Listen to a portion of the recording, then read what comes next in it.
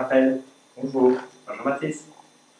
Alors il paraît que vous souhaitez me rencontrer parce que vous aviez des questions à me poser. Donc je suis à votre disposition.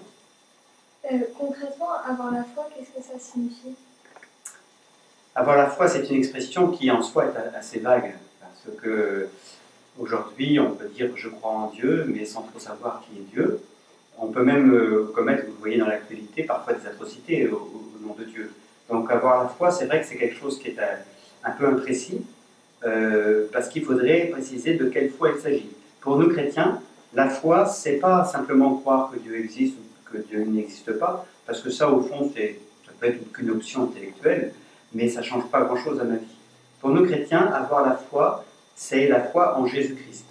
C'est pas simplement croire que Jésus a existé, parce que Jésus existait encore comme personne ne le conteste, mais c'est que Jésus, c'est Dieu qui est venu parmi les hommes, donc Dieu qui s'est fait homme, qui a partagé notre vie, qui a donné sa vie pour nous, qui est mort sur la croix, mais qui est ressuscité, et qui est celui qu'on appelle le Sauveur, c'est-à-dire celui qui va nous faire passer de cette vie terrestre à la vie éternelle.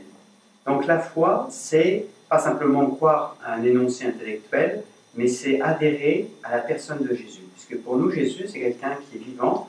On peut faire une rencontre spirituelle avec Jésus aujourd'hui. Alors, qu'est-ce que c'est être un adolescent moderne et croyant à la foi? Est-ce qu'on peut être un adolescent moderne et croyant à la foi? Oui. Oui, bien sûr, parce que la foi, en fait, ça touche à quelque chose qui ne passe pas. C'est-à-dire qu'au fond, Dieu nous permet de connaître ce qu'est l'être humain.